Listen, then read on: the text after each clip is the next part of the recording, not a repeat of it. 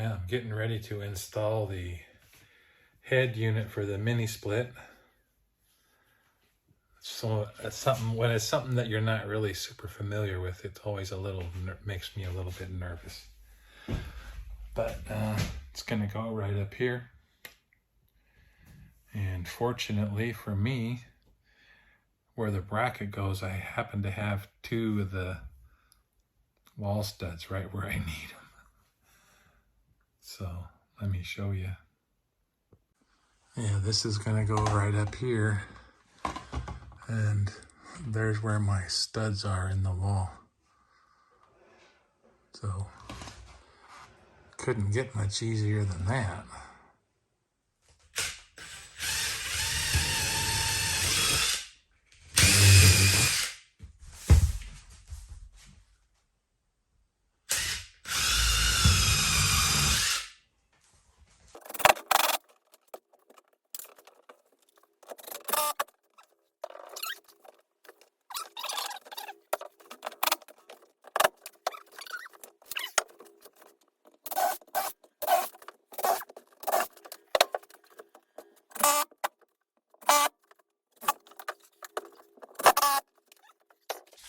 This is kind of one of those things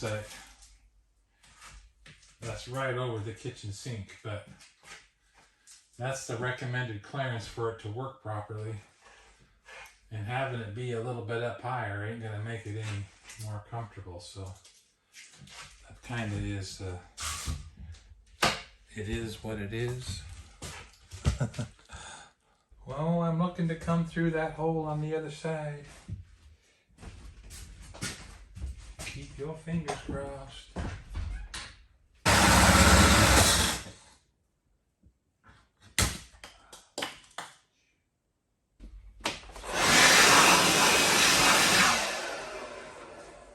So that's where the coolant lines for the mini split are going to come in through there. They have to go up over top of that tape and back down over to there. Okay, today we're going to get this mini split, finish the install on it. So I got a friend that lives here on the coast, John Golding, with JR Enterprises. And this is what he does, so it was perfect to give him a call and have him come and help me do this, the hookup stuff. So I basically hung the thing up here. Say hi, John, this is your cameo. Hi, John, no problem. So this is John Golding, and he does this for a living. And I've seen a lot of YouTubes where guys were all like, this is easy, you can do it yourself. But I have repaired a bunch of them. if you kink that hose and you don't understand the fragility of it and how to bend it, it might end up costing you more than you saved to get it repaired and working. So I'm happy to pay John and get a professional job done here. Thank you, Randy. Appreciate that. It's gonna be awesome. Bet this is the first time you ever put a mini split on a box truck. Yes. First time for that, for sure. Here's the key. You gotta get this past the edge of a thin dime. And we've got gauges that'll deal with that too. There we go.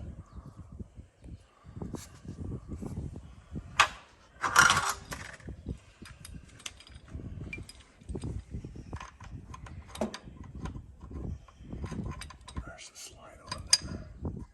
Well, you know, this is as soon as I put anybody on camera, nothing works. That's perfectly normal.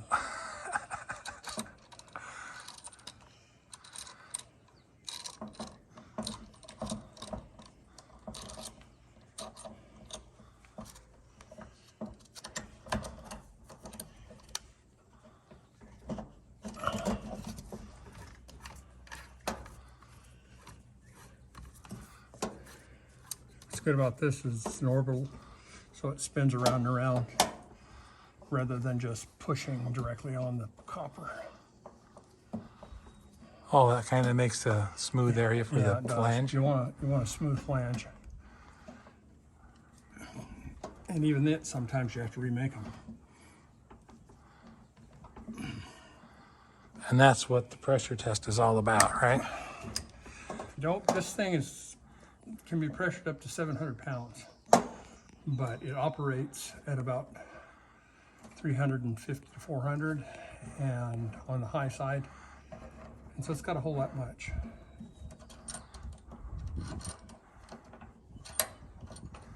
If it doesn't, then it leaks out and then you have to start all over. See, it's a pretty smooth one. Yeah. Not too many problems with it.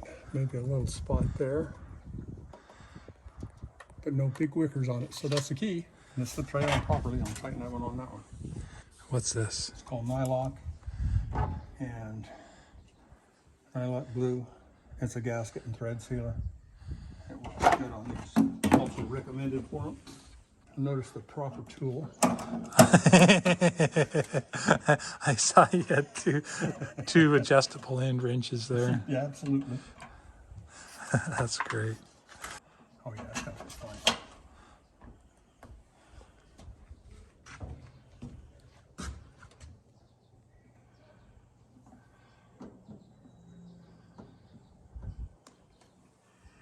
And the best way to do this is get it on your fingers.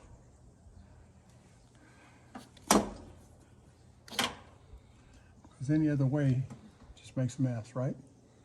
Yeah, it's kind of like some caulking jobs. Okay.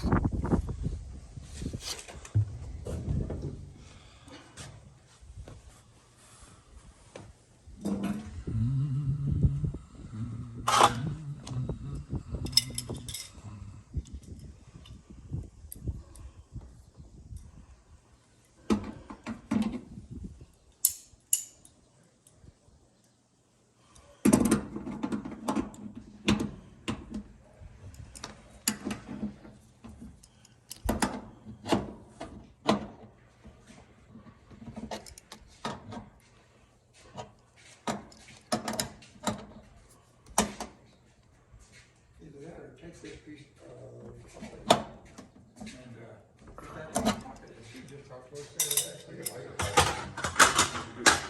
Real easy, as witnessed by these other punch marks on here, to not get it centered. See, we actually went in there at the wrong spot. Oh, okay. And so getting it centered on this thing is a little bit difficult. Once you get it, it's not a problem. Your nuts on it. You don't want to leave the nut off. You'd be recutting it, won't you? You learn it the hard way. You get all done, you go, whoa, that's a nice flare. Yeah. Oh, God, it looks great. Now, how do you get the nut on? Well, you can't do it. Cut it off. Start over. If you've got a critical length on your pipe, it's the bad part.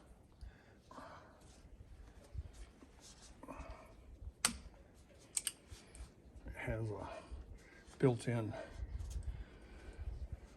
clutch on it there, so when you get... Oh, that's what that click was? That's what the click was. It gets loose.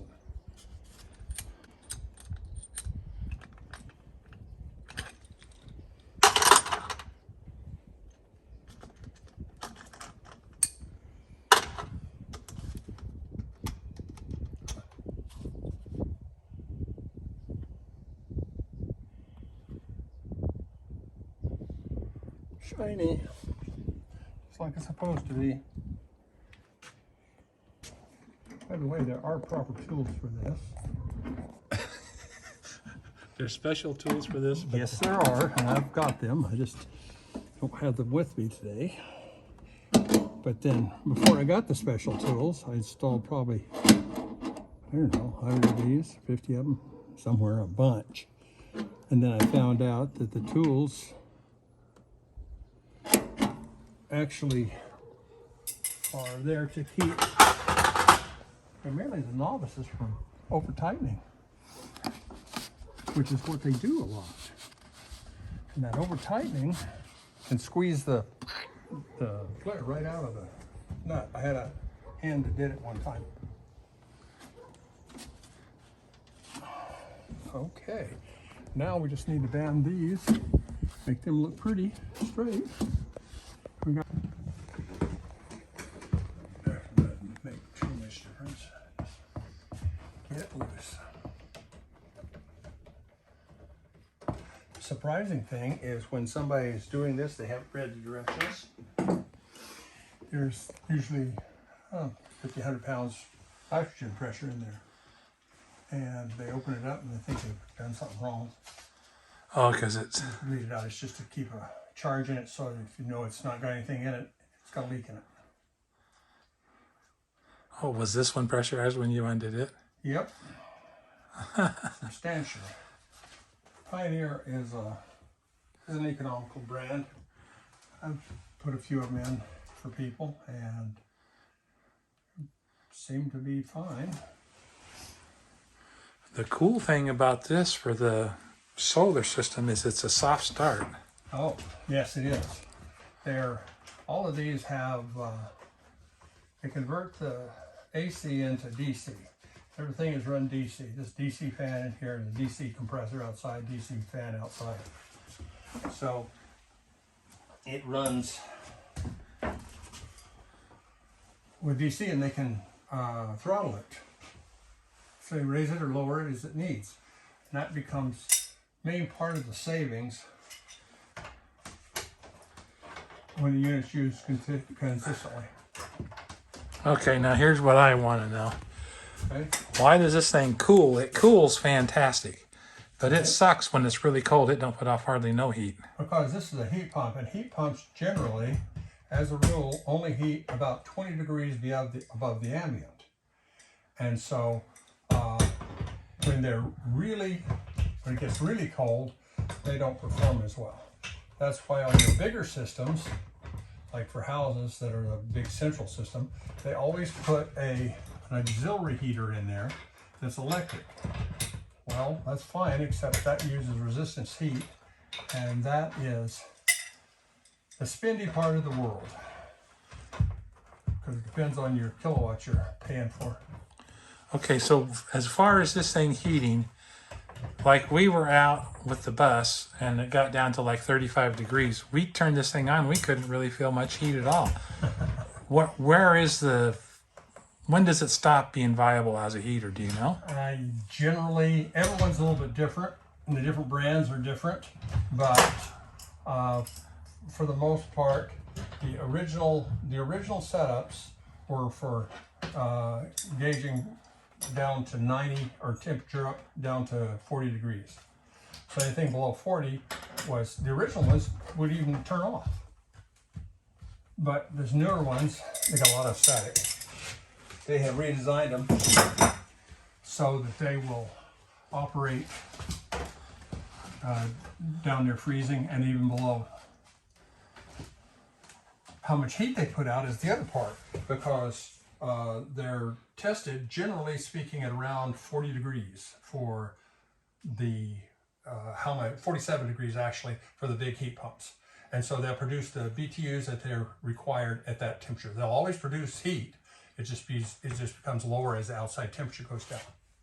So these newer ones are better at that as far as keeping heat. And my daughter lives under these units that I put in for her up in Albany, and they get routinely down into the 20s and even colder, and it's run fine.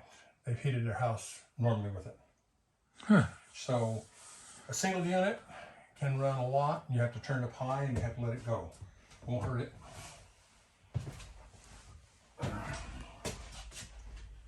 It doesn't hurt to run. It doesn't hurt to run it when in any fashion. Okay, let's get a pressure on this thing and pressure test it. Then we can vacuum it if we have no leaks. Wait a minute, I want to get this. Okay, let's try nitrogen. I don't know if it's on it or not. Yeah, there it is. Why do we need that for? You got to pressure test the thing. It's got to go up enough pressure so it doesn't leak out, because you don't want to leak your Freon out at all. If this doesn't leak, the Freon won't leak. So Well, on the internet, what they did was they opened this up and they let some in and then they shut it off. it's because they don't know what they're doing. Okay. Sorry. You can do that if you don't have anything at all. What they're doing is they're just sweeping some through it. And that was done back in the 40s and the 50s. but it's not a proper practice now. Ah, so this is what, okay. This stops callbacks. I don't know what all that's doing up there, but it's a bunch of stuff. Okay, guys, this thing's completely installed and it's up and running. And I brought the shore power in, and I made a temporary connection for that. That won't be there for long, but it'll be there till we can get all the other equipment in. So I'm pretty tired. It's the end of the day. John was super awesome, come and help me.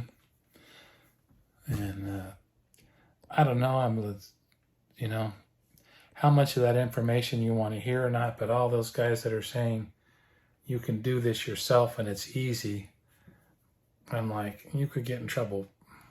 You could get yourself in a pinch. I know if you've done it a few times and then you make a video and show people how you do it and you're like, this isn't that hard.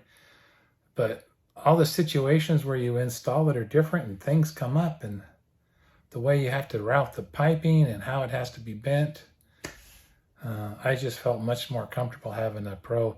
So I had the head mounted, I had the outside unit mounted, I had the wires pulled and all that stuff pre-ready to save him some time.